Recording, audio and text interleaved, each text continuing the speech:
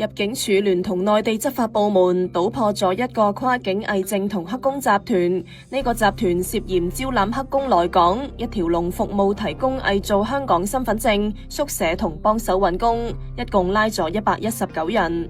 入境處話喺舊年8月，內地執法部門發現有不法集團透過手機通訊程式開設群組，招攬內地居民來港做黑工。集團會為黑工提供宿舍，幫佢哋用偽造身份證揾工。每張偽證會收返約3200蚊，每個床位每個月收大約1600至1800蚊。喺偽造香港身份證方面，會由專人運送到港，將偽造身份證收埋喺鞋底等嘅隱蔽地方，從而逃避口岸執法人員檢查。入境處話，涉案嘅偽造香港身份證質素同做工差劣，欠缺防偽特徵，容易分辨。